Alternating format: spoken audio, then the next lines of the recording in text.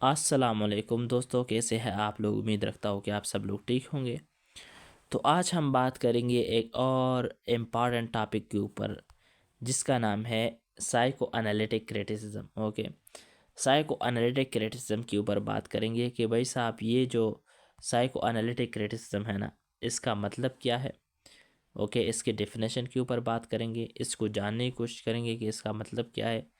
इसके चंद important points भी देंगे कि इसमें क्या होती है और क्या नहीं होती है। फिर लास्ट में हम इसके एग्जाम्पल के ऊपर भी बात करेंगे। तो एग्जाम्पल से आपको ये जो साइको एनालिटिक क्रिटिसिज्म है ना, ये और भी क्लियर हो जाएगी, आपके लिए और भी सिंपल हो जाएगी। राइट, सो चलिए शुरू करते हैं विदाउट वेस्टिंग एनी टाइम। सो सबसे पहले बात करते हैं इसके डेफिनेशन के ऊपर कि ये जो साइको एनालिटिक क्रिटिसिज्म है ना, इसका मतलब क्या है और ये क्या है और क्या नहीं है।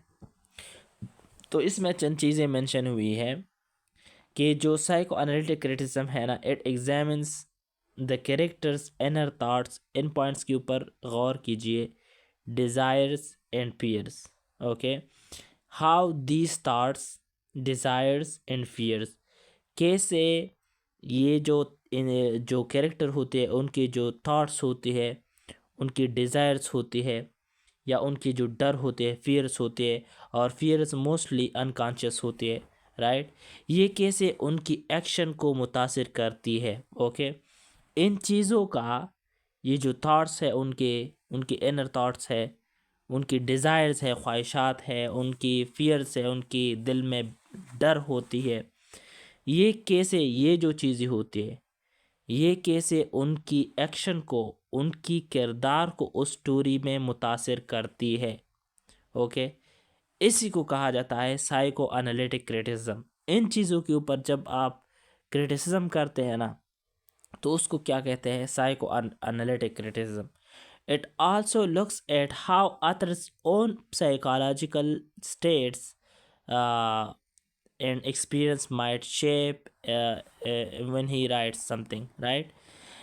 इसमें हम ये भी देखते हैं, इस जो ये जो क्रिटिसिज्म होती है कि जो ये अतर होते हैं, जो कि लिखने वाला होता है, उनकी साइकोलॉजिकल स्टेट्स क्या है, उनकी एक्सपीरियंसेस क्या है जब वो किसी ख़ास राइटिंग को या उसी राइटिंग को वो लिख रहे हो।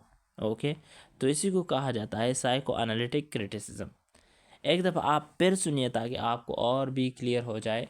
साइको एनालिटिक क्रिटिसिज्म का मतलब ये है कि कैसे एक इंसान की जो थॉट्स होती है, उनकी जो डिज़ायर्स होती है, उनकी जो फियर्स होती है, वो कैसे उनकी एक्शन को मुतासिर करती है किसी स्टोरी में। ओके, किसी पार्ट ऑफ लिटरेचर में। ओके, और इसमें हम ये भी देखते हैं कि जो आथर है ना, उनकी साइकोलॉजिकल स्टेट्स क्या है, वो साइकोलॉजिकली कैसा है, उनके जहन में क्या चल रहा है। ओके, उनकी एक्सपीरियंसेस क्या है, ये चीज़ें अभी हम इस लिटरेरी क्रिटिसिज्म में देखते हैं, जो कि है साइको एनालिटिक क्रिटिसिज्म। राइट, तो इसके चंद इम्पॉर्टेंट पॉइंट्स है, की पॉइंट्स हैं, उनके ऊपर बात करते हैं कि भाई साहब ये जो साइको एनालिटिक क्रिटिसिज्म है, इनमें की पॉइंट्स क्या है। तो सबसे पहले है ना, वो है अनकॉन्शियस माइंड।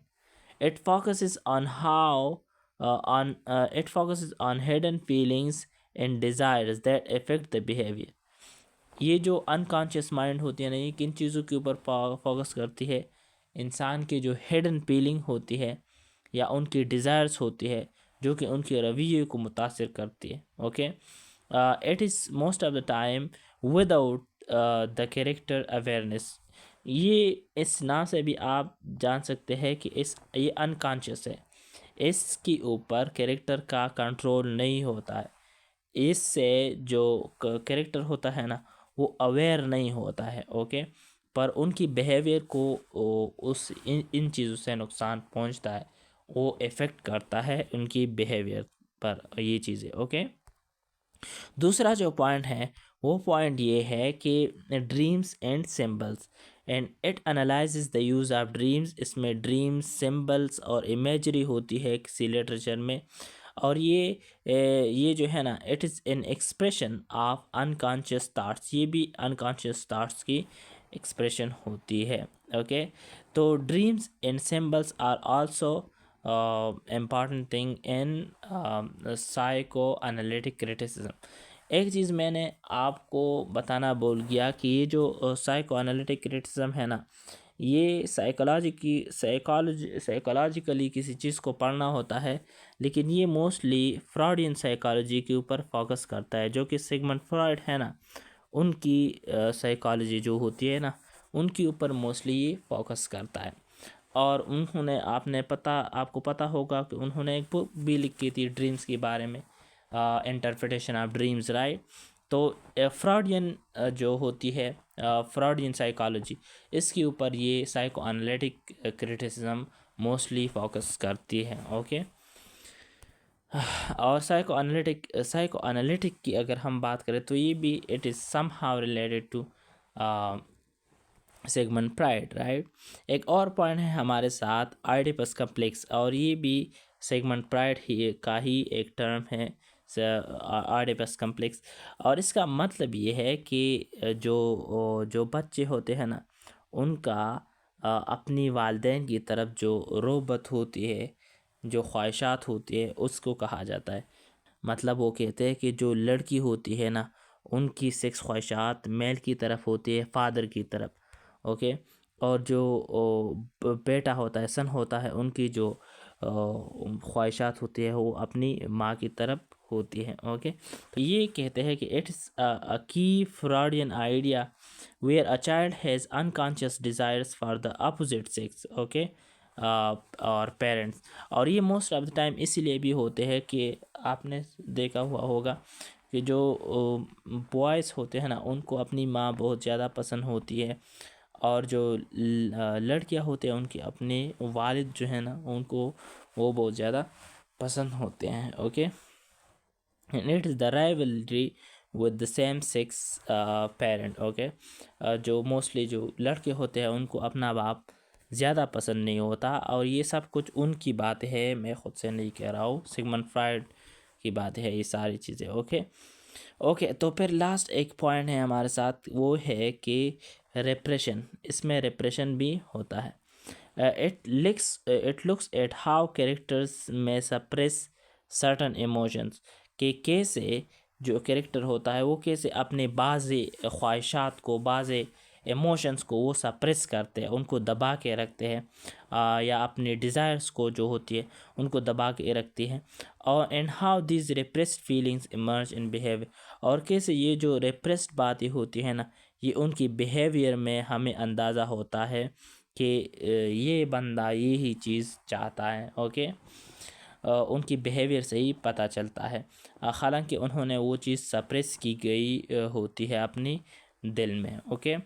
तो चलो एग्जाम्पल की तरफ जाते हैं। एग्जाम्पल में है हमारे साथ एक ड्रामा है हैमलेट। ओके। आपने नाम सुना हुआ होगा।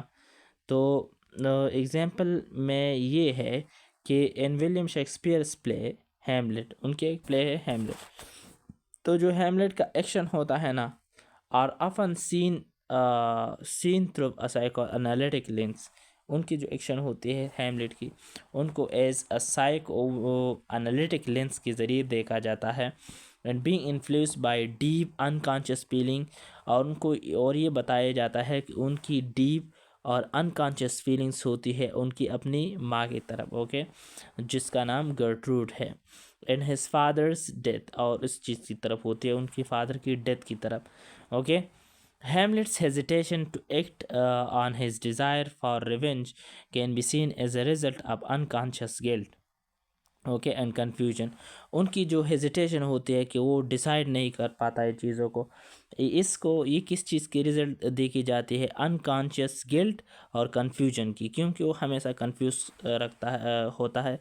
और उनकी एक डायलॉग है बहुत ज़्यादा मशहूर कि to be or not to be. Okay. तो ये इसी चीज़ को, कन्फ्यूजन को दिखाते हैं। Okay. And it reflecting the Oedipus complex, और ये आडिपस कम्प्लेक्स को शो करती है। ओके। हमें so this was all about psycho analytic criticism. उम्मीद रखता हूँ कि आपको कुछ ना कुछ ज़रूर समझ में आया हुआ होगा। And if you are having still any questions, so you can ask that particular question in the comments below, and I will try to answer that question. Thank you so much for watching the video.